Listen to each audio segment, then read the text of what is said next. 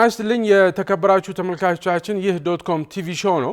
እንደተለመደው ቴክኖሎጂ ነክ የሆኑ ጉዳዮችን ወደ እናንተ እናደርሳለን። ባለፈው ሰሞን ጠቅላይ ሚኒስትር ዶክተር አብይ አህመድ 1.5 ሚሊዮን ቤቶችን የመገንባት እቅድ እንዳላቸው እና ኢትዮጵያ እነዚህን 1.5 ሚሊዮን የሚሆኑ ቤቶችን እንደምትገነባ ገልጸዋል። አንድ መኖሪያ ቤት በአንድ ወር ጊዜ ውስጥ ለመገንባት ነው የታቀደው። እንዴት ነው አንድ መኖሪያ ቤት በአንድ ወር ውስጥ ተጠናቀው የሚገነባው? እንደምታውቁት ኢትዮጵያ ውስጥ ትራዲሽናል በሆነው ኮንስትራክሽን የግንባታ ስርዓት ሂደት አንድ ቤት ለመገንባት 3፣ 4፣ 5 ዓመት ሊፈጅ ይችላል። እንዴት በአንድ ወር ጊዜ ውስጥ አንድ መኖሪያ ቤት ሊገነባ ይችላል? የሆነ ቴክኖሎጂ አለ ማለት ነው። ያ ቴክኖሎጂ 3D ፕሪንቲንግ ቴክኖሎጂ ይባላል። በ3D ፕሪንቲንግ ቴክኖሎጂ አማካኝነት አንድ መኖሪያ ቤት ዝም ብሎ መኖሪያ ቤት እንዳይመስላችሁ፣ ይሄ ግድግዳ፣ ጣሪያ፣ ወዘተ፣ መኝታ ቤት፣ ሻወር ቤት ወዘተ ያለው ደንበኛ ቤት በአንድ ወር ጊዜ ውስጥ ለመገንባት ያስችላል። ይሄ 3D ፕሪንቲንግ ቴክኖሎጂ ይሄ 3D ፕሪንቲንግ ቴክኖሎጂ እጅግ በጣም የሚያስደንቅ ቴክኖሎጂ ነው። ኤንቢሲ የምስራቸውን ፕሮግራሞች አይታችሁ ታውቃላችሁ። ኤንቢሲ ሲጀምር፣ እዚህ ጣቢያ ሲጀምር ለመጀመሪያ ጊዜ የሰራሁት ፕሮግራም ስለ 3D ፕሪንቲንግ ቴክኖሎጂ ነው የምታስታውሱ ከሆነ። አሁን 3D ፕሪንቲንግ ቴክኖሎጂ ኢትዮጵያ ውስጥ መጥቶ ቤት ሊገነባ ነው። 3D ፕሪንቲንግ ቴክኖሎጂ ማለት ምን ማለት ነው? እንዴት ነው 3D ፕሪንቲንግ ቴክኖሎጂ ቤት የሚገነባው? በምን መልኩ ነው የሚገነባው የሚለውን ዛሬ በዝርዝር አወራችኋለሁ ማለት ነው። በዚህ አይነት መልኩ አብረን እንቆያለን። አብራችሁን እንድትቆዩ በአክብሮት ጋብዛለሁ። ተመልሰን እንገናኛለን።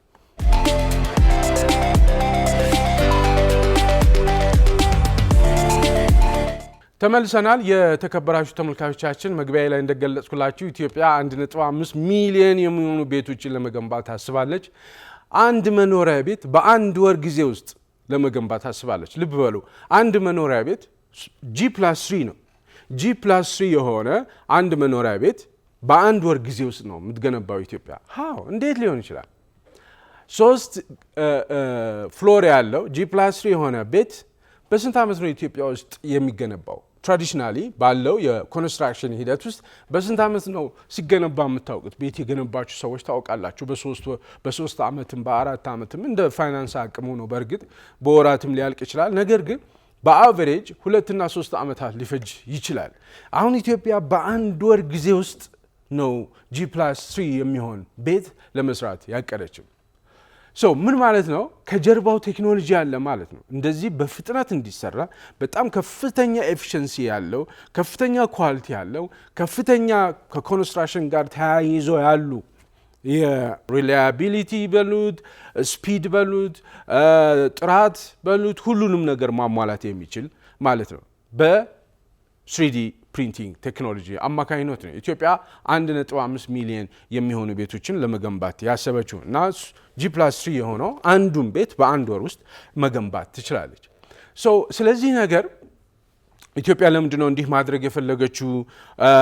ብዙ ምክንያቶች ማንሳት ይቻላል። አርባናይዜሽኑ፣ ከተሜነት እየተስፋፋ መሄዱ፣ ከተማ አካባቢ ሰዎች እየበዙ መሄዳቸው፣ የቤት እጥረት መኖሩ ወዘተ ወዘተ እና ትራዲሽናል የሆነው መንገድ 1.5 ሚሊዮን የሚሆኑ ቤቶች ትራዲሽናል በሆነው ወይ በተለመደው መልክ ቤት እንገንባ ቢባል 1.5 ሚሊዮን ለመገንባት በጣም በጣም በጣም ረጅም ጊዜ ይፈጃል።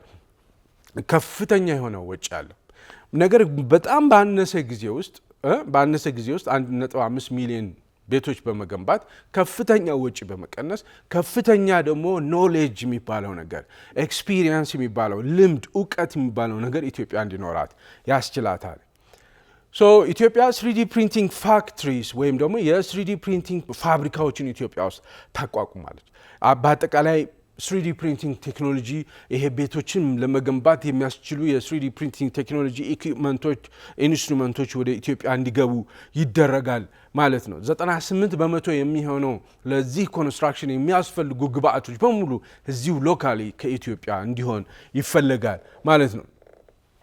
አንድ ሲንግል ቢልዲንግ ቅድም እንደነገርኳችሁ በአንድ ወር ጊዜ ውስጥ G+3 የሆነውን በአንድ ወር ጊዜ ውስጥ እዚሁ ኢትዮጵያ ውስጥ እንዲመረት ኢትዮጵያ ውስጥ በአንድ ወር ጊዜ ውስጥ እንዲገነባ ይደረጋል። ነገር ግን 3D ፕሪንቲንግ ቴክኖሎጂ ማለት ምን ማለት ነው? መጀመሪያ ስለ 3D ፕሪንቲንግ ቴክኖሎጂ እናውራና በኋላ ላይ ይሄ 3D ፕሪንቲንግ ቴክኖሎጂ በቤት ግንባታ ላይ በምን መልኩ ነው 1.5 ሚሊዮን የሚሆኑ ቤቶችን መገንባት የሚቻለው? አንድ G+3 በአንድ ወር ውስጥ እንዴት ሊገነባ ይችላል የሚለውን በቅደም ተከተል አወራችኋለሁ። መጀመሪያ ግን 3D ፕሪንቲንግ ቴክኖሎጂ ማለት ምን ማለት ነው? 3D ፕሪንቲንግ ቴክኖሎጂ ማለት ዋናው አልቲሜት የሆነው ጎሉ የሰው ልጅ የሚፈልገውን ማንኛውም ነገር ቤቱ ቁጭ ብሎ ፕሪንት ማድረግ እንዲችል የሚያስችል የቴክኖሎጂ አይነት ነው። ለምሳሌ የሰው ልጅ መጠለያ ይፈልጋል፣ መሰረታዊ የሆኑ ነገሮች ምግብ ይፈልጋል፣ የሚለብሰው ልብስ ይፈልጋል ወዘተ ወዘተ። እነዚህ ነገሮች በአሁን ሰዓት ማኑፋክቸር የሚደረጉበት መንገድ በመለወጥ ሁሉንም ነገር ራሱ በዚህ ቴክኖሎጂ አማካኝነት ተጠቅሞ ፕሪንት ማድረግ እንዲችል የሚያስችል ነው። ይሄ ቴክኖሎጂ በጣም አስደናቂ የሆነ ቴክኖሎጂ ነው። ምናልባት እኔን በግሌ ብትጠይቁኝ ከአርቲፊሻል ኢንቴሊጀንስ እኩል በጣም የሚያስደንቀኝ ቴክኖሎጂ ቢኖር 3D ፕሪንቲንግ ቴክኖሎጂ ነው። ለምሳሌ ቤት እንውሰድ። አንድ ሰው 5 ዓመት ይፈጅበታል ቤት ለመገንባት፣ ከ3 እስከ 5 ዓመት ለመገንባት ይፈጅበታል። ለምን በ2 ቀን አይሰራም ቤት? ጀስት አስቡት እስቲ፣ ቤት በ2 ቀን ለምን አይሰራም? 5 ዓመት ሙሉ ፈጅቶ አንድ ቤት ለመስራት፣ አንድ ህንፃ ለመስራት 10 ዓመት ለምንድን ነው የሚፈጀው? ለምን በ10 ቀን አይሰራም? በ10 ቀን ፕሪንት ለምን አይደረግም? ኦኬ፣ እንዲህ አይነት በጣም ቦልድ የሆነ ቪዥን ያለው ቴክኖሎጂ ነው። ልብስም እንደዛው፣ ማንኛውም ለሰው ልጅ የሚያስፈልጉ መሰረታዊ የሆኑ ነገሮችን ለምንድን ነው የሰው ልጅ ራሱ ቤቱ ቁጭ ብሎ ፕሪንት የማያደርጋቸው? ስለዚህ 3D ፕሪንቲንግ ቴክኖሎጂ ማለት የሰው ልጅ መሰረታዊ ፍላጎቶችን ጨምሮ ማንኛውም የፈለገውን ነገር ቤቱ ቁጭ ብሎ ፕሪንት ማድረግ እንዲችል ነው። ማንኛውም ነገር ምግብ በሉት፣ ቤት በሉት፣ ልብስ በሉ፣ ማንኛውም መሳሪያ፣ የጦር መሳሪያ፣ ቦምብ በሉ፣ ማንኛውም ነገር ጆሮ፣ እጅ፣ ኩላሊት፣ ልብ ፕሪንት ማድረግ የሚቻልበት ቴክኖሎጂ ነው። እንዲህ አይነት አምቢሽን ያለው ቴክኖሎጂ ነው። በዝርዝር በተለያዩ ዘርፎች በጤናው፣ በትምህርት፣ በግብርና ወዘተ ይሄ 3D ፕሪንቲንግ ቴክኖሎጂ ምን ሊሰራ እንዳሰበ በዝርዝር አወራችኋለሁ። ዋናው ፎከስ ግን ዛሬ በቤት ኮንስትራክሽን ላይ 3D ፕሪንቲንግ ቴክኖሎጂ እንዴት አድርጎ ነው ቤት የሚገነባው 3D ፕሪንቲንግ ቴክኖሎጂ የሚለውን በዝርዝር አወራችኋለሁ። ከዛ በፊት ግን አሁንም ስለ 3D ፕሪንቲንግ ቴክኖሎጂ ግልጽ የሆነ ነገር ልንገራችሁ። ስለ 3D ፕሪንቲንግ ቴክኖሎጂ ማለት ለምሳሌ እናንተ ላፕቶፓችሁ ላይ የሆነ ጽሁፍ ትጽፋላችሁ አይደል? በወርድ ላይ የሆነ ጽሁፍ ትጽፋላችሁ፣ ጽሁፉን ታስተካክላላችሁ፣ ታርማላችሁ ወዘተ አይደል? አንድ አማርኛ ጽሁፍ፣ እንግሊዝኛ ጽሁፍ ከጻፋችሁ በኋላ ታስተካክላላችሁ፣ ታርማላችሁ ወዘተ። ከዛ በኋላ ከላፕቶፑ ጋር ከኮምፒውተራችሁ ጋር የተያያዘ ፕሪንተር አለ አይደለ? ፕሪንተሩ ላይ ምን አሉ? ወረቀት አለ፣ ቀለም አለ አይደለ እንዴ? እና ፕሪንተሩ ራሱ አለ። ምንድነው እዚህ ጋር ለስክሪናችሁ ላይ ያያችሁትን ነገር ያስተካከላችሁትን ነገር ፕሪንት ስትሉት ምን ያደርጋል? ሄዶ ፕሪንት ያደርገዋል። ምን ላይ ነው ግን የሚያደርገው? ወረቀት ላይ ነው። ይሄ 2D ፕሪንቲንግ ይባላል። 2 ዳይሜንሽን ፕሪንቲንግ ማለት ነው። እኔ የማወራችሁ 3D ፕሪንቲንግ ግን ልክ እንደዚሁ ላፕቶፕ ያስፈልጋል። ላፕቶፕ ላይ የተጫነው ሶፍትዌር ያስፈልጋል። ልክ እንደ ማይክሮሶፍት ወርድ የሆነ ሶፍትዌር ያስፈልጋል። ከላፕቶፑ ጋር የተገናኘ ፕሪንተር ያስፈልጋል። ነገር ግን ፕሪንተር ውስጥ ያለው ቀለም አሁን እኛ የምናውቀው ወረቀት ላይ ፕሪንት እንደሚደረገው ቀለም አይደለም፣ ሌላ አይነት ግብዓት ነው፣ ኢንኩ ማለት ነው። ስለዚህ ማንኛውም ነገር ወረቀት ላይ ፕሪንት ያደርግልናል ማለት ሳይሆን ራሱ ከነነፍሱ ፕሪንት ያደርግልናል። ይሄ ፕሪንተር ለምሳሌ ብርቱካን መብላት ብትፈልጉ ብርቱካን ከነነፍሱ ለምን ፕሪንት አታደርጉትም? ብርቱካን ዛፍ ተክላችሁ 10 ዓመት ኮትኩታችሁ ውሃ ጠጥታችሁ ወዘተ መጨረሻ ላይ ብርቱካን ከመቀንጠስ ይልቅ ለምን እኔ 3 ፍሬ ወይ 1 ኪሎ ብርቱካን ዛሬ ማምረት ብፈልግ እና ላፕቶፔ ላይ አዘጋጅቼ ወዘተ ፕሪንት የሚያደርግ ብርቱካኑን ፕሪንት የሚያደርግልኝ ፕሪንተር ባገኝ ወይም ቴክኖሎጂ ባገኝ እንደማለት ነው። አሁን 3D ፕሪንት ቴክኖሎጂ ብርቱካን ፕሪንት ያደርጋል ማለት አለ። ኮንሴፕቱ ግን ይሄ ነው። ማንኛውም የፈለኩትን ነገር ይሄን መነጽር ፕሪንት ማድረግ ብፈልግ ይሄ አሁን መነጽር ቤት ሄዶ ይሄ እንደዚህ ተጣሞ እንደ ተቃንቶ ከዛ ብርጭቆ እዚህ ጋር ተደርጎ ይሄ እዚህ ጋር እንደዚህ ተደርጎ ማኑፋክቸር አንድ ወር ምናምን ለምን ይፈጃል? እኔ ቤት ውስጥ የምፈልገውን ፍሬም መርጬ በፈለኩት ከለር ለራሴ ሊመቸኝ በሚችል መልኩ አድርጌ እዚህ ላፕቶፕ ላይ ቅድም ጽሁፉን እንደምታስተካክሉት ይሄንንም መነጽር አስተካክዬ እያንዳንዱን ፕሪንት ስለው መነጽሩን ለምን ፕሪንት አያደርግልኝ? 3D ፕሪንቲንግ ቴክኖሎጂ እንዲህ ነው ማድረግ የምፈልገው። ጫማ ለምሳሌ ጫማ አዲዳስ የሚባለውን ጫማ ሄጄ ገዝቼ ወዝታ ወይም ደግሞ አንድ ጫማ ዲዳክቲቭ ማኑፋክቸሪንግ በሚባል ዘዴ ነው ማኑፋክቸር የሚደረገው። በአጠቃላይ አሁን ያለው ትራዲሽናል ማኑፋክቸሪንግ ዲዳክቲቭ ማኑፋክቸሪንግ ይባላል። ምን ማለት ነው? ለምሳሌ ጫማ ሲመረት እንዴት ነው? ጫማው ላይ ቆዳ አለ። ቆዳው ይቆረጣል፣ ይቀጠላል፣ የሚጣል ነገር ብዙ አለ አይደለ? ከዛ ይሰፋል፣ አንዱ ከአንዱ ጋር ይጣበቃል፣ አንዱ ከአንዱ ጋር እየተባለ ጫማ የሚባል ነገር ተፈጠረ። ነገር ግን እኔ እዚህ ፕሪንተር አለኝ። ልክ ወርድ ጽሁፉን እንደማስተካክለው አስተካክዬ ጫማው ላይ ይሄን ያህል ፐርሰንቱን ቀይ አድርግልኝ፣ ነጭ አድርግልኝ፣ ቀለሙን መርጬ ስታይሉን መርጬ የጫማው አይነት ቡትስ ይሁን እንትን ይሁን ምናምን የሚለው መርጬ ኮምፎርታብል እንዲሆን ለራሴ ለእግሬ እንዲመቸኝ አድርገ ለእኔ ብቻ የኔን ጫማ ሌላ ሰው ሳይሆን ለእኔ ብቻ የሚሆን ለእኔ ብቻ የሆነ ፐርሰናላይዝድ የሆነ ጫማ ፈልጌ አስተካክዬ ሁሉ ነገር አስተካክዬ ከክብደቴ ጋር ከቁመቴ ጋር ወዘተ አነጻጽሬ ከዛ ፕሪንት ሳደርገው ጫማው ፕሪንትድ ሆኖ ይወጣል። ጫማው ወረቀት ላይ አይደለም፣ የጫማው ምስል አይደለም ወረቀት ላይ የሚወጣው፣ ጫማው ራሱ ነው የሚወጣው። ጫማው ራሱ ወጥቶ ጫማ የሚደረግ ማለት ነው። ኦኬ። ወይም ደግሞ ጃኬት፣ እንደዚህ አይነት ጃኬት ማለት ይሄ ጃኬት እንዴት ነው አሁን ትራዲሽናሊ እንዴት ነው ይሄ ጃኬት የሚመረተው? ይሄ ጃኬት የሚመረተው ተቆርጦ ተቀጥሎ ተሰፍቶ ወዘተ ነው።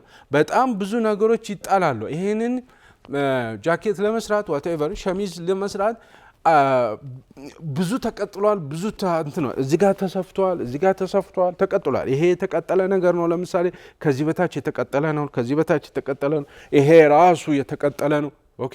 ይሄን አውጥቶ ሌላ ቦታ ተሰርቶ አምጦ የተገጣጠመ ነው። ይሄ ዲዳክቲቭ ማኑፋክቸሪንግ ይባላል። 3D ፕሪንቲንግ ቴክኖሎጂ ግን አዲቲቭ ማኑፋክቸሪንግ ነው የሚባለው። በመጨመር አንዱም በአንዱ ላይ በመጨመር ለምሳሌ እንጀራ እንዴት ነው የምትጋግሩት? እንጀራ ትጋግራላችሁ፣ ትጨምሩበታላችሁ፣ ከዛ ሙሉ እንጀራ ይሆናል። በመጨመር ነው። ምንም የተቀጠለ የሚጣል ነገር የለውም። በቃ እዛው እየተነባበረ የሚሰራ ነው። በእርግጥ እንጀራ የተነባበረ አይጋገርም። ነገር ግን ሰምሃው ምንም ተቆርጦ የሚጣል ነገር የለውም፣ ትርፍ ነገር የለውም። እዛው በጆጓ ትደረጋል። ልክ ይሄም ጃኬቱም ምንም የሚቆረጥ የሚጣል የሚሰፋ ነገር ሳይኖረው እየተነባበረ አንዱ ሌየር በሌላው ሌየር ላይ አንዱ ሌየር በሌላው ሌየር ላይ ተደርጎ ከዛ ፕሪንት ሲደረግ ፕሪንት ይደረጋል ማለት ነው። 3D ፕሪንቲንግ ቴክኖሎጂ ማለት አዲቲቭ ማኑፋክቸሪንግ ይባላል። አዲቲቭ በመጨመር እስካሁን የምናውቀው ዲዳክቲቭ ነው፣ በመቁረጥ በመቀጠል ነው። ይሄኛው አዲቲቭ ግን ምንም የሚቆረጥ የሚጣል ነገር የለም፣ ዌስት የለም ማለት። ዌስት የለም ማለት ከፍተኛ የሆነ ወጪ ይቀንሳል ማለት። ከፍተኛ የሆነ ይሄን ጃኬት ለማምረት ትራዲሽናል በሆነው መልኩ ይሄን ጃኬት ለማምረት የሚወጣው ወጪ በ3D ፕሪንቲንግ ቴክኖሎጂ ከ50 እስከ 60 በመቶ ወጪ ይቀንሳል። ምክንያቱም አዲቲቭ ማኑፋክቸሪንግ ነው። ሌየር ባይ ሌየር እንትን በማድረግ ሌየር ባይ ሌየር በመጨመር አድ በማድረግ በመደመር አይነት የሚሰራ ነው። ምን ማለት ነው? ሸሚዜን እዚህ ጋር አስተካክላለሁ። ሸሚዜ እንዲህ አይነት ቀለም ያለው እዚህ ጋር አስተካክለዋለሁ ማለት ነው። ይሄ እዚህ ጋር ያለችዋ እንዲህ አይነት ከለር ትሁን፣ ቁልፉ እንዲህ አይነት ቁልፍ ይሁንልኝ፣ የቁልፍ ቦታው ማለት ነው። ሸሚዙ ስታይሉ እንደዚህ ይሁን፣ ነጭና ነጠብጣብ እንደዚህ ይሁን። እዚህ ነው ማስተካክለው። ልክ ወርድ ላይ እናንተ እንደምታስተካክሉት እዚህ ላይ እኮ ነው ማስተካክለው። ገባ ገባ አደርጋለሁ፣ ከፊት አደርጋለሁ፣ ቀላ ያለውን ምናምን እንደዚህ አደርጋለሁ። 90 በመቶ ኮተን ይሁንልኝ፣ 10 በመቶ እንደምንለው ይሄኛውም እንደዚሁ በፐርሰንቴጅ ሸሚዙ ምን እንደሚያስፈልገው አስተካክልና ከዛ ፕሪንት እለዋለሁ። ፕሪንት ስለው ሸሚዙን ራሱ ፕሪንት ያደርግልኛል። ሌየር ባይ ሌየር ሸሚዝ ፕሪንት የሚያደርግ ፕሪንተር አለ። ሌየር ባይ ሌየር እያደረገ እዚህ ላፕቶፔ ላይ ሶፍትዌሩ ላይ ባስቀመጥኩት ሞዴል መሰረት ሸሚዙን ፕሪንት ያደርገዋል። ከዛ ሸሚዙ የሚለበስ ሸሚዝ ነው የሚሆነው። ዝም ብሎ ወረቀት ላይ ኢሜጅ ወይም ምስል አይደለም ሸሚዝ አይደለም የሚለበስ ልክ እንደ አሁኑ ለብሶ ኮምፎርታብል የሆነ ረጅም ጊዜ የሚቆይ የሚታጠብ አይነት ልብስ ፕሪንት ማድረግ ነው። ነገር ግን አሁን ቤት ፕሪንት የሚያደርግ ፕሪንተር አለ፣ ሸሚዝ ፕሪንት የሚያደርግ ፕሪንተር አለ፣ ወዘተ አይደለ? እነዚህ ሁሉም አንድ አይነት ፕሪንተሮች ናቸው ወይ? ኖ አይደለም። ሸሚዝ ፕሪንት የሚያደርገው የ3ዲ ፕሪንተር እና ቤት ፕሪንት የሚያደርገው 3ዲ ፕሪንተር ይለያያሉ። ግብአታቸውም ይለያያል። እዚህ ወረቀት ላይ ኢሜጅ ወይም ጽሁፍ ለማውጣት ወረቀትና ጥቁር ቀለም፣ ቀይ ቀለም ወዘተ ከለር ቀለሞች እናደርጋለን። ነገር ግን የ3ዲ ፕሪንተር ላይ ግብአቱ ይለያያል። ለምሳሌ ጠዋት ላይ ስነሳ ጥርስ ብሩሽ የለም። አንድ አፍታ ሄጄ ሱቅ ጥርስ ብሩሽ ከምገዛ ላፕቶፔን ከፍታለሁ፣ አስተካክለዋለሁ። የጥርስ ብሩሹን ኢሜጁን ምናምን ስታይሌን ምናምን አስተካክላለሁ። ከዛ ፕሪንት ለዋለሁ። ፕሪንት ስለው ጥርስ ብሩሽ ፕሪንት የሚያደርገው የ3ዲ ፕሪንተር እና ጃኬት ወይም ሸሚዝ ፕሪንት የሚያደርገው 3ዲ ፕሪንተር ይለያያሉ። ቤት ፕሪንት የሚያደርገው 3ዲ ፕሪንተር ይለያያሉ። ስለዚህ ግብአታቸውም ይለያያል። ለምሳሌ ይሄ ፕላስቲክ ኢንኩ ወይም ቀለሙ ፕላስቲክ ሊሆን ይችላል፣ ወይም ደግሞ የተለያዩ ግብአቶች ሊሆን ይችላል። እያቀለጠ እየደመረ ይሰራዋል ማለት ነው። እና የዚህ ፕሪንተር 3ዲ ፕሪንተር ይለያል ማለት ነው። ሌላ 3ዲ ፕሪንተር ማንኛውም ነገር ስላልኳችሁ ማለት 3ዲ ፕሪንተር ለምሳሌ ሽጉጥ ፕሪንት ማድረግ ብፈልግ እችላለሁ። የሽጉጥ ፕሪንት ማድረግ የሚችል የ3ዲ ፕሪንተር አለ እገዛለሁ። ያንን የ3ዲ ፕሪንተር ከላፕቶፔ ጋር ይገናኛል። ሽጉጡ ምንም መምሰል እንዳለበት ከስተም ማድረግ እችላለሁ። ከፈለኩ ባህሩ የሚል ጽሁፍ መጻፍ እችላለሁ፣ አስተካክለዋለሁ፣ ወዘተ ካሊበር። ሽጉጥ ሲሰራ የተለያዩ ፊቸሮች አሉ አይደል? የተለያዩ አይነት ስፔኮች አሉ። እነዛን ስፔኮች እንትን እላለሁ፣ ስፔኮቹን አስተካክላለሁ። እዚህ ላይ ካስተካከልኩ በኋላ ፕሪንት ሳደርገው ሽጉጥ የሚገድል ሽጉጥ ፕሪንት ማድረግ ይችላል። ኦኬ በዚህ አይነት መልኩ 3ዲ ፕሪንተር ማንኛውም የምንፈልገው ነገር ፕሪንት ማድረግ ያስችላል። ነገር ግን 3ዲ ፕሪንቲንግ ቴክኖሎጂ ከተጀመረ በጣም ቆይቷል። ለምሳሌ የዛሬ 10 ዓመት ስለ 3ዲ ፕሪንቲንግ ቴክኖሎጂ ፕሮግራም ሰርቻለሁ። የዛሬ 10 ዓመት 3ዲ ፕሪንቲንግ ቴክኖሎጂ ነበረ። ለምንድን ነው አሁን ብዙዎቻችሁ የምትጠይቁት? ኦኬ ሸሚዝ ፕሪንት የሚያደርግልኝ ከሆነ በተለይ ደግሞ ሽጉጥ ፕሪንት የሚያደርግልኝ ከሆነ ለምንድን ነው ያላገኘ ነው? በየቦታው ለምንድን ነው ያላገኘ ነው? ለምንድን ነው ገበያ ላይ የሌለው ይሄ ፕሪንተር? ይሄማ በጣም ኢምፖርታንት ነው፣ ለምንድን ነው ያልመጣው ቢባል ኮመርሻላይዜሽን የሚባል ነገር አለ። አንድ ህዝብ የዓለም ህዝብ ግማሹ እኩይ ነው ማለት ለመጥፎ ነገር ይጠቀምበታል። እንዳልኳችሁ ነው 3ዲ ፕሪንቲንግ ቴክኖሎጂ መሳሪያ ፕሪንት ማድረግ ይቻላል። ስለዚህ ቤቱ ቁጭ ብሎ ቦምብ ፕሪንት ሲያደርግ የሚውል መዓት ህዝብ አለ። ስለዚህ ኮመርሻላይዝ ሲደረግ ከህግ ጋር ተያያዥነት ያለው ነገሮች አሉ። ማን ምን ሊጠቀምበት እንደሚችል አይታወቅም። ስለዚህ በደንብ ገቨርን የሚደረግ ቁጥጥር የሚደረግበትና ኃላፊነት የሚሰማቸው አካላት ብቻ እንዲጠቀሙ ስለተደረገ ነው እንደዚህ የማታዩት ብዙ ቦታ የማታዩት። ኢትዮጵያ ውስጥ የተወሰኑ የሮቦቲክስ ፓርቶችን ወዘተ ባዮ ፕሪንቲንግ የሚባላል ወይም በኋላ ላይ አወራቸዋለሁ። ባዮ ፕሪንቲንግ የሚባላል። ልብስ ፕሪንት ይደረጋል፣ ምግብ ፕሪንት ይደረጋል፣ ቦምቦሊኖ ፕሪንት ይደረጋል። ኦኬ ቦምቦሊኖ በ3ዲ ፕሪንተር ፕሪንት ይደረጋል። በኋላ ላይ አነሳላቸዋል። ወደ ቤቱ እንመለስ። ኦኬ አሁን ኢትዮጵያ 1.5 ሚሊዮን የሚሆኑ ቤቶችን መገንባት ትፈልጋለች። በአንድ G+3 በአንድ ወር ውስጥ ፕሪንት ማድረግ ትችላለች ኢትዮጵያ። በምን? 3ዲ ፕሪንቲንግ ቴክኖሎጂ በመጠቀም። 3ዲ ፕሪንቲንግ ቴክኖሎጂ በተለያዩ ዘርፎች በጤናው፣ በትምህርት፣ በአግሪካልቸር በተለያዩ ዘርፎች ከፍተኛ ሚና ይጫወታል ብያቸዋለሁ። ከነዛ መካከል ኮንስትራክሽን ላይ ከፍተኛ ሚና ይጫወታል። ምን ማለት ነው? 3ዲ ፕሪንቲንግ ቴክኖሎጂ ኢትዮጵያ አዶፕት ታደርጋለች። እንደውም የ3ዲ ፕሪንቲንግ ፋክትሪ ኢትዮጵያ ውስጥ ይገጠማል። ኦኬ ብዙ 3ዲ ፕሪንተር የሆኑ ቤት ፕሪንት የሚያደርጉ ፕሪንተሮች በጣም ላርጅ በጣም ግዙፍ የሆኑ ፕሪንተሮች ኢትዮጵያ ይኖሯታል ማለት ነው። ከውጭ ኩባንያ ጋር በመጣመር ኮላቦሬት በማድረግ ኢትዮጵያ ውስጥ ይሄ ፋክተሪ ይኖራል ማለት ነው። ከዛ ምንድን ነው ሮቦቲክ ኤክስትሩሽን ይባላል። ምን ማለት ነው?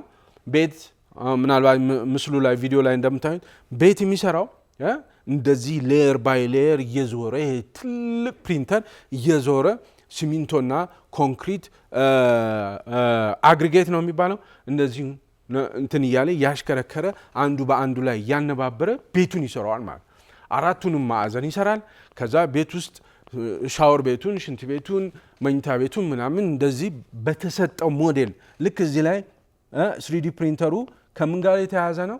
ከላፕቶፑ ላይ የተያያዘ ነው። ላፕቶፑ ላይ ካድ የሚባለው ሶፍትዌር ሊሆን ይችላል፣ ሌላ አይነት ሶፍትዌር ሊሆን ይችላል። ከዛ እዚህ ላይ ሞዴል ይሰጠዋል። ሞዴሉ ማለት የቤቱ ሞዴል፣ ቤቱ ምን እንደሚመስል፣ ምን አይነት ቅርጽ እንደሚኖረው፣ ምን አይነት ስታይል እንዳለው ወዘተ እዚህ ጨረስና ከዛ ፕሪንት ስትሉት ያ ግዙፍ ፕሪንተር የቤት ፕሪንተር በኤክስትሩዥን ማለት ነው፣ ሮቦቲክ ኤክስትሩዥን ይባላል። ምን ማለት ነው? ኢንኩ ቀለሙ ማለት ነው። ቀለሙ ምን ይተፋል? ኮንክሪት ይተፋል ወይም ሲሚንቶ ይተፋል። የተለያዩ ሚክስቸሮችን ማለት ነው። ምክንያቱም ቤት ለመስራት የሚያስፈልገው ሲሚንቶና ምንድነው ኮረት ምናምን ጠጠሮች ምናምን የተደባለቀ አይደለ?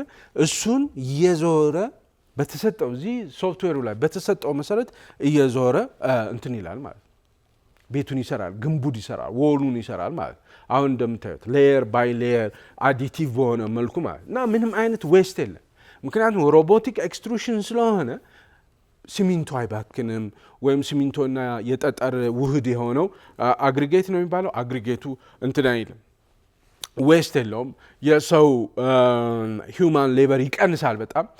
ሮቦቲኩ ዲጂታል ሞዱን ፕሪንት አድርግ ተብሎ የተሰጠውን ዲጂታል ሞድ ፕሪሳይስ በሆነ መልኩ ፕሪሳይስሊ በቦታው እየወሰደ እንደዚህ እየዞረ እያሽከረከረ ሁሉን ነገር ይሰራዋል ማለት ነው። ስለዚህ ማቴሪያሉ 3D ፕሪንተር የኮንስትራክሽን ማቴሪያሉን ፕሪሳይስሊ ነው የሚያስቀምጠው። ኦኬ ፕሪሳይስሊ ያስቀምጣል።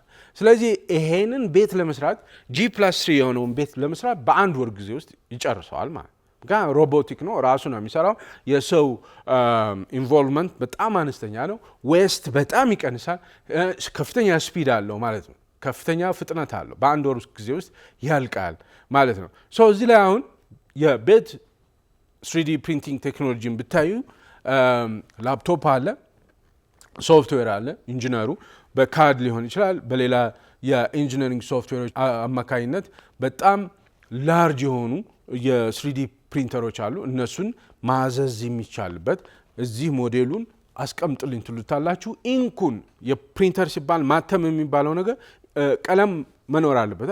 ቀለሙ ደግሞ ምኑ ነው? ሲሚንቶ፣ የሲሚንቶና የጠጠር ምናምን አንድ ላይ ሆነውን እንደ ቀለም ትሰጡታላችሁ። እሱን በኤክስትሩዥን ሮቦቲክ ኤክስትሩዥን መትፋት ማለት ነው። እየተፋ ሲሚንቶዎችን እየተፋ ይጋግራቸዋል ማለት ነው።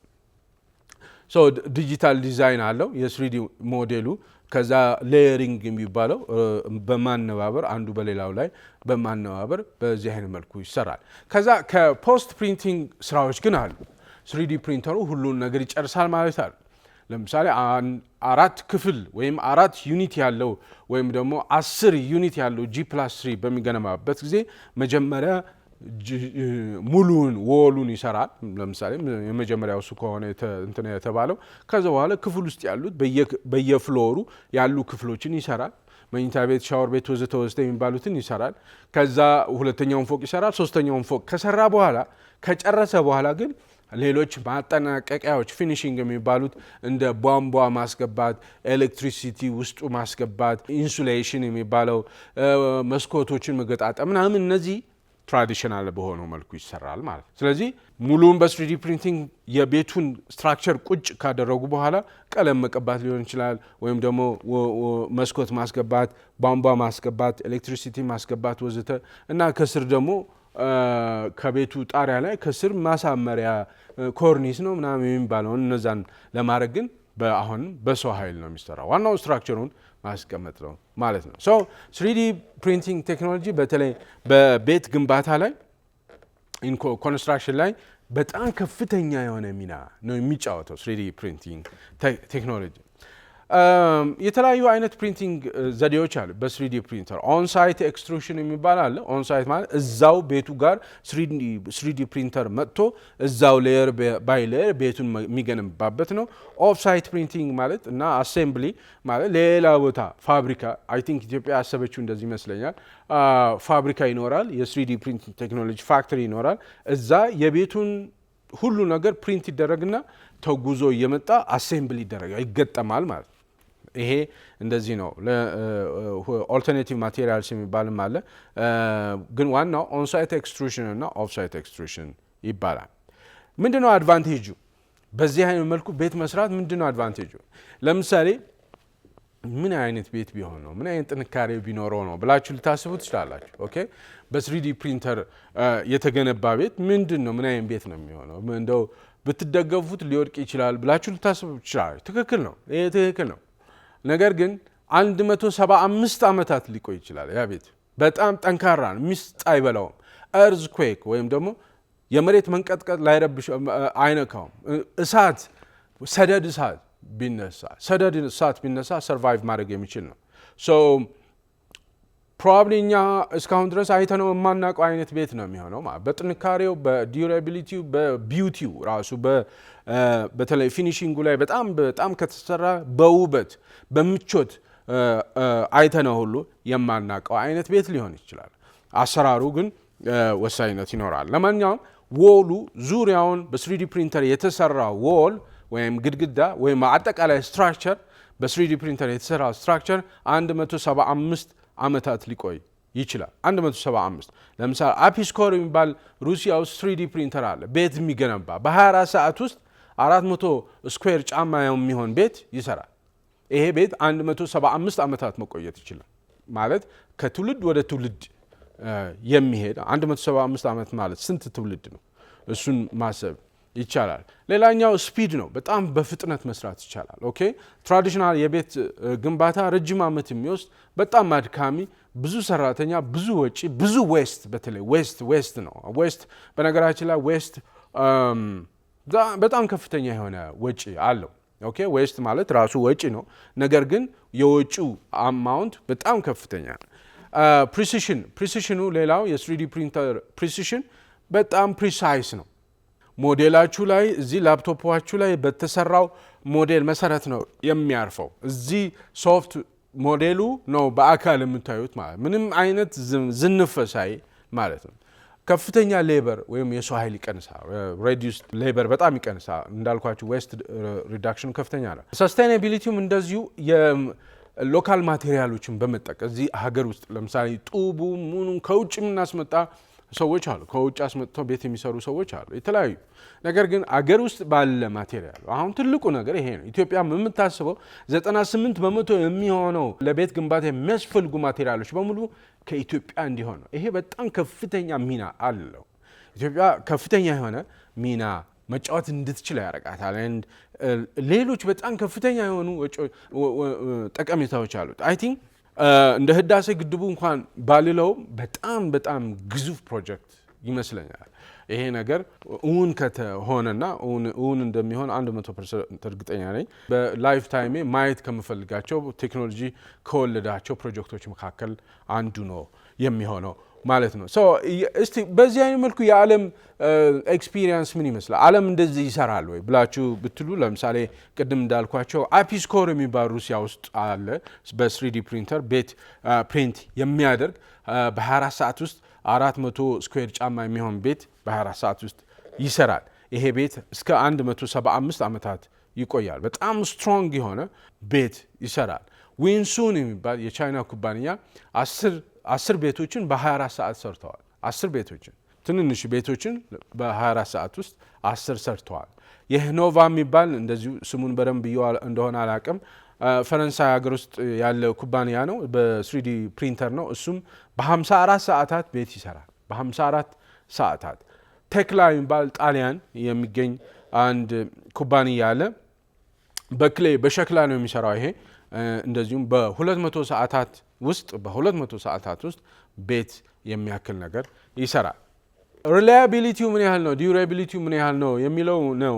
በዚህ አይነት መልኩ በ3ዲ ፕሪንተር የሚሰራ ቤቶች ምን ያህል ሪላያብል ናቸው፣ ምን ያህል ዲዩራብል ናቸው ካላችሁ በጣም ሪላያብል ናቸው፣ በጣም ስትሮንግ ናቸው፣ በጣም ጠንካራ ናቸው። በኮንክሪት የሚሰሩ ናቸው እና በሚክስዝ የሚሰሩ ናቸው እና ለስትራክቸራል ኢንጂነር የሚሆኑ ለስትራክቸራል ፐርፎርማንሳቸው ከፍተኛ እንዳልኳቸው 175 ዓመታት መቆየት የሚችል ነው። ተርማይት አይበላውም፣ ምስጥ አይበላውም፣ እሳት አያነደውም። እንደዚሁም ደግሞ ኤርዝኩዌክ ወይም የመሬት መንቀጥቀጥ ሁሉ መቋቋም የሚችል ነው። ኢትዮጵያ በዚህ መልኩ 1.5 ሚሊዮን የሚሆኑ ቤቶች አይ ቲንክ በከተሞች አካባቢ መገንባት አስባለች።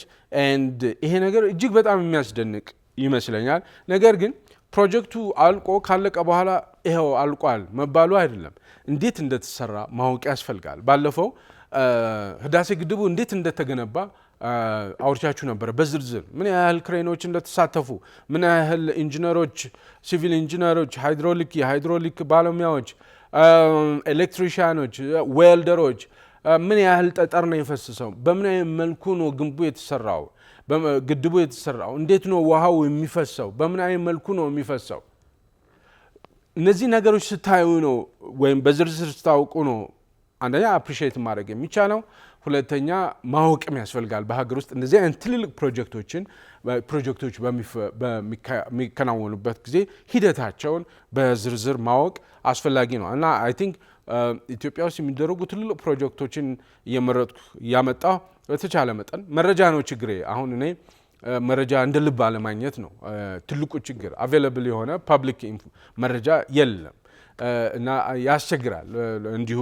ምክንያቱም ስታወሩ ልትሳሳቱ ትችላላችሁ።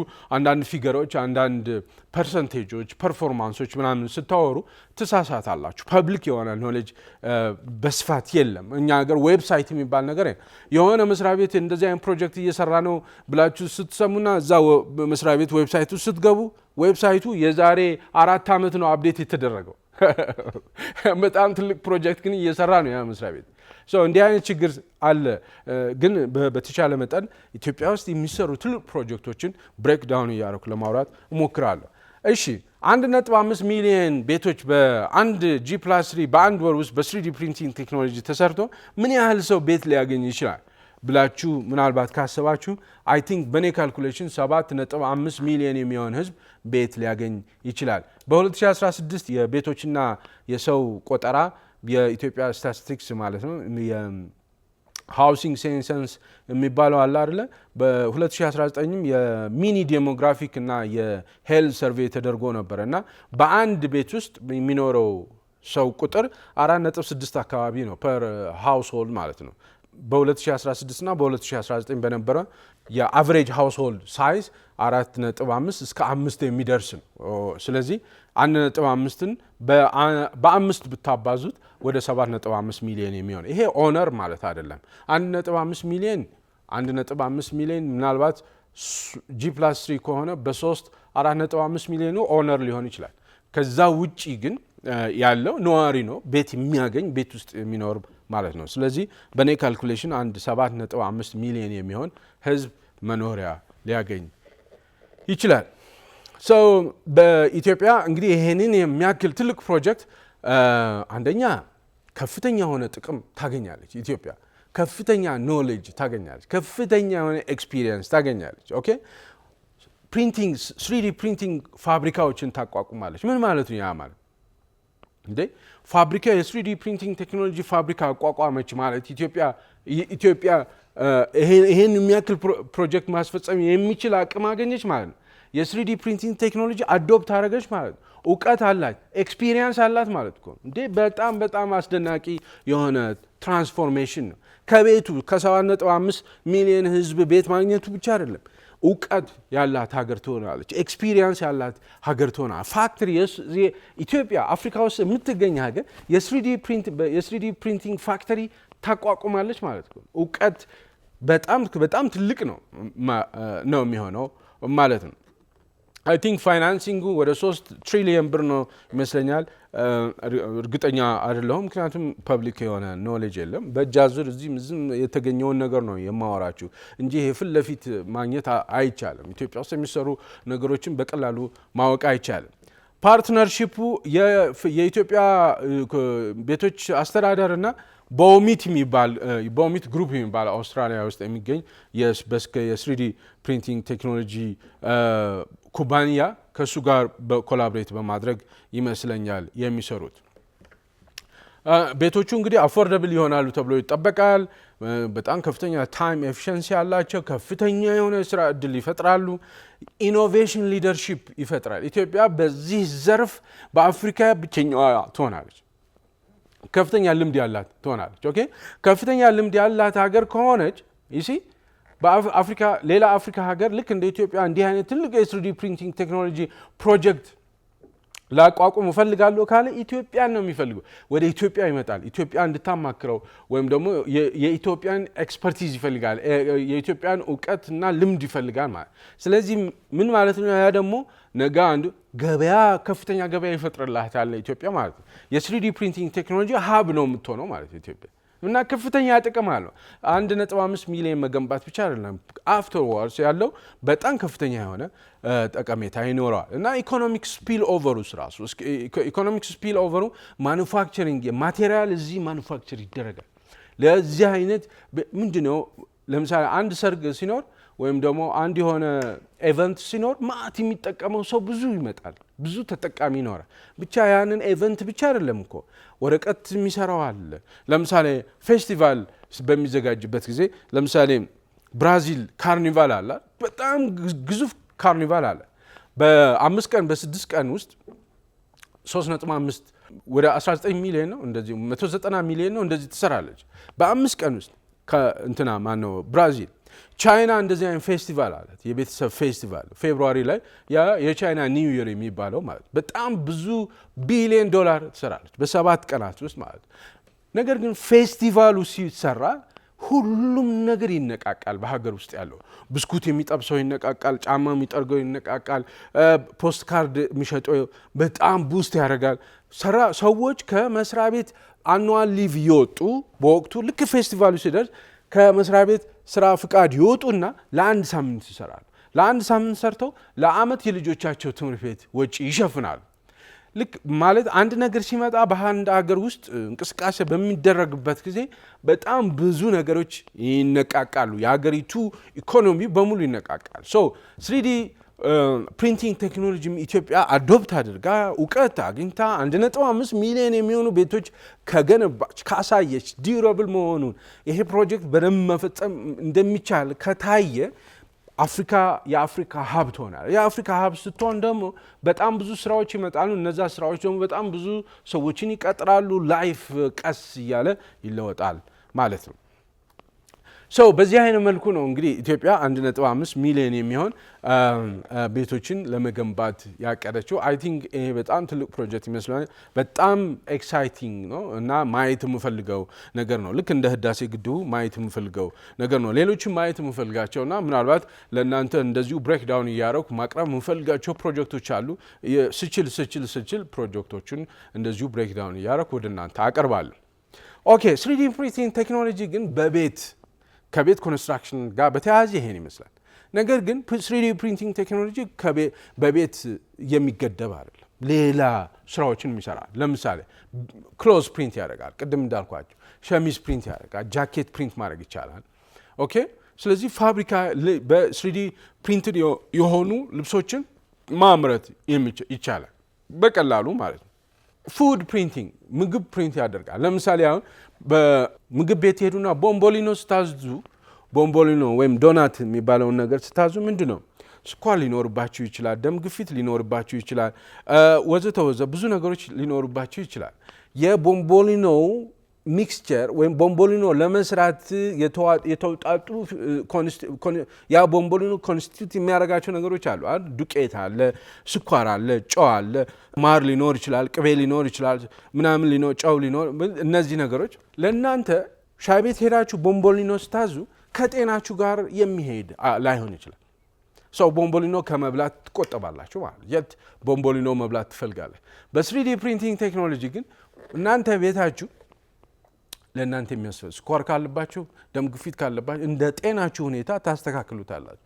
የጨው መጠኑን የምናምን መጠኑን ታስተካክሉና ፕሪንት አድርጉ። ከእናንተ ጤና ጋር የሚሄድ ቦምቦሊኖ ፕሪንተሩ ይወልዳል። ፕሪንተሩ ፕሪንት ያደርገዋል ማለት። ቦምቦሊኖ ፕሪንት የሚያደርገው ቀለሙ ምንድነው?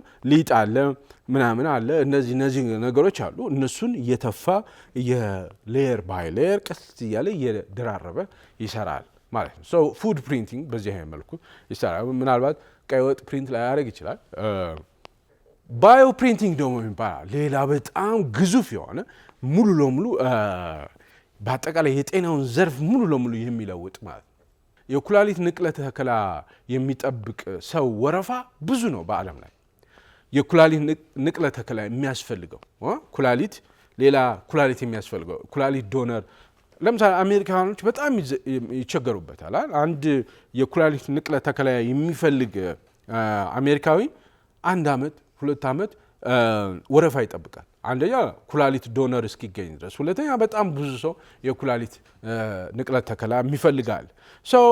አብዛኛው ሰው በመጠበቅ ሊሞት ይችላል።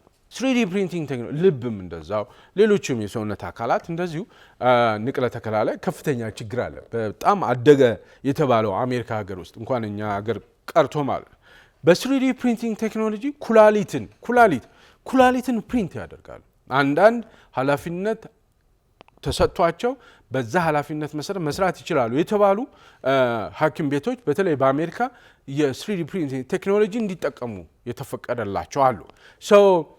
ኩላሊት ፕሪንት ያደርጋሉ። ኩላሊት ካን ኢማጂን የሚሰራ ኩላሊት የሚሰራ ዝም ብሎ ፎቶግራፍ አይደለም እኮ ማውራቸው ወይ ኢሜጅ አይደለም፣ የሚሰራ ኩላሊት ምንድነው የሚሰራው? ዋትኤቨር የሚሰራውን ነገር የሚሰራ ኩላሊት ይፈጥራል።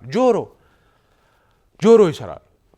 ይሄ ጆሮ ስዕለ ሳይሆን ይሄ ጆሮ ይሰራል። የሚሰማ ጆሮ ይሰራል።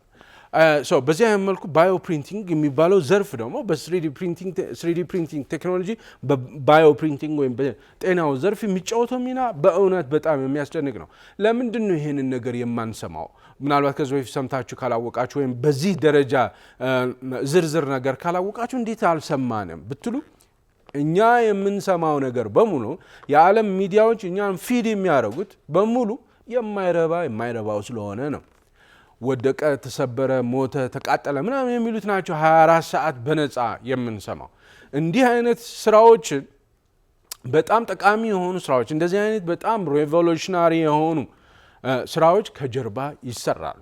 ለዚህ ነው እኔ ዓለም አትጠፋም የሚል ተስፋ ያለኝ ማለት ነው። ምክንያቱም ከጀርባ በጣም ብዙ ጠቃሚ የሆኑ ስራዎች አሉ። እነዚህ እየተሰሩ ያሉ ስራዎች አሉ። እነዛ ስራዎች በግል ፍላጎት ካላችሁ ፈልጋችሁ የምታገኙት ነገር ነው እንጂ ቢቢሲ እና ሲኤንኤን ወይም ኤቢሲ ወይም ኤንቢሲ ወይም ሌሎችም ላይ ፊት ለፊት ቁጭ ብሎ በዝርዝር የሚቀመጥ አይነት መረጃ አይደለም። ባዮ ፕሪንቲንግ ኩላሊት፣ ጆሮ፣ ጣቶች፣ ትንንሽ ጣቶች ይሄ አሁን ለምሳሌ በጦርነት አማካኝነት አንድ ሰው ይችን ጣቱ ቢያጣ ይችን ጣቱን ይሰሩታል፣ ፕሪንት ያደርጉለታል። ፕሪንት ምንድነው ቀለሙ ብትሉ ፕሪንተሩ የጆሮ ለምሳሌ ጆሮ እንዴት ነው ፕሪንት የሚያደርጉት? ኦኬ እሱን ልንገራችሁ። ጆሮ ለምሳሌ በጦርነት አማካኝነት አንድ ሰው ቀኝ ጆሮውን አጣ እንበል። ይሄ በሙሉ ተነሳ፣ በቦምብ ሊሆን ይችላል whatever። ከዛ እንዴት ነው የሚሰሩት? መጀመሪያ ስካን ያደርጉታል። በ3D ስካነር አለ፣ ዙሪያውን ስካን ያደርጉታል። የደም አይነቱን፣ ደም ውስጥ ያለው የስኳር መጠን፣ የሰውነቱን ቅርጽ፣ የዚህኛውን ጆሮ ቅርጽ፣ የምናምን ቅርጹ ስካን ይደረጋል። ስካን ተደርጎ እዚህ ሶፍትዌር ውስጥ ይገባል። የራሱ የጆሮ ፕሪንት የሚደረግበት ሶፍትዌር አለ። እዛ ሶፍትዌር ውስጥ ገባና ሁሉ ነገር ይዘጋጃል ማለት ከዚህኛው ጆሮ እኩል ከፊቱ ጋር አብሮ የሚሄድ ከፊቱ ቀለም ጋር አብሮ የሚሄድ ከሰውነቱ ክብደት ጋር አብሮ የሚሄድ ሰውነቱ ውስጥ ካሉ የተለያዩ ባዮሎጂካል ፊቸሮች ጋር አብሮ የሚሄድ ጆሮ ከተለያዩ ቲሹዎች ከጄሎች ሰው ከቲሹ ሴል ማለት ከቲሹ ሴልን እንደ ጄል በማድረግ እንደ ቀለም የሚጠቀሙበትና ከዛ ጆሮውን ይሰሩታል ማለት ጆሮውን እንደዚህ ልክ እንደ እንጀራ ይጋግሩታል። ከዛ በኋላ ኢንኩቤት ይደረጋል። አርቲፊሻል በሆነ ኢንቫይሮንመንት እንዲያድግ ይደረጋል። እንዲያድግ ከተደረገ በኋላ ይችን ጆሮ አምጥተው ይገጥሙልታል፣ ይበይዱታል፣ ሊትራሊ ይበይዱታል። ከዛ 3 ወር 4 ወር በኋላ ከሌላው ሰውነቱ ጋር ከዚህ ሰውነቱ ጋር አብሮ ይዋሃዳል። ይሄ ጆሮ በ3D ፕሪንተር ፕሪንት የተደረገ ጆሮ ከሰውነቱ ጋር ይዋሃዳል። ደም ይሰራጫል፣ ይወጣል፣ ይገባል እዚህ ውስጥ ማለት እና ምን ይሆናል? ፋንክሽናል የሆነ ጆሮ የሚሰማ ጆሮ እንዲህ ጆሮ ብትቆነጥጡት የሚሰማው ጆሮ ይሰራል ማለት። ይሄ እጅግ በጣም የሚያስደንቅ ነገር ነው። የተከበራችሁ ተመልካቾቻችን በጣም አስደናቂ ነገር ነው። የዛሬ 8 ዓመት ስለ 3D ፕሪንቲንግ ቴክኖሎጂ ሳነብ ልብ የሚሰራ ልብ የሚመታ ልብ ለመስራት ጫፍ እንደደረሱ አውቃለሁ። ኦኬ ሶ ከጀርባ በጣም ብዙ በጣም ጠቃሚ የሆኑ ስራዎች ይሰራሉ እና 3D ፕሪንቲንግ ቴክኖሎጂ በባዮ ፕሪንቲንግ ይባላል። እጅግ በጣም አስደናቂ ነው። እጅግ በጣም አስደናቂ ነው። ማመንም ይከብዳል። በተለይ እንደኛ በሃይማኖትና በባህል ታንጾ ያደገ ህብረተሰብ ልብን መስራት በአርቲፊሻል በሆነ መልኩ መስራት፣ ጆሮን አሁን ባልኳችሁ ኩላሊትን መስራት ላንቀበለው እንችላለን። ግን እኛ ተቀበልነው አልተቀበልነው ይሄን ያህል የሚያሳስብ ነገር አይደለም። ይሄ እየተሰራ ነው። ቦይንግ የሚባለው አውሮፕላን አለ። ይሄ ግዙፉ አውሮፕላን አብዛኛው ስፔር ፓርቶቹ በ3D ፕሪንተር ፕሪንት እያደረገ ነው።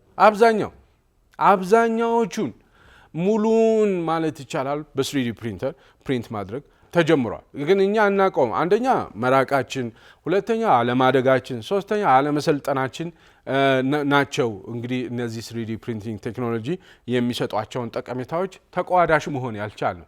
ለዚህ ነው ኢትዮጵያ 3D ፕሪንቲንግ ቴክኖሎጂን በመጠቀም ቤት ልትገነባ ነው ሲባል ስሰማ በጣም ኤክሳይት ያደረገ። ምክንያቱም የግድ መጀመር አለብን። የግድ ሌላው ሀገር የሚመስለውን መምሰል መቻል አለብን። ኤንድ አይ ቲንክ በዛ አይነት መልኩ ሀገር ማደግ የምትችለው በዛ ይመስለኛል። ሶ 3D ፕሪንቲንግ ቴክኖሎጂ ማለት በአጭሩ ይሄን ይመስላል።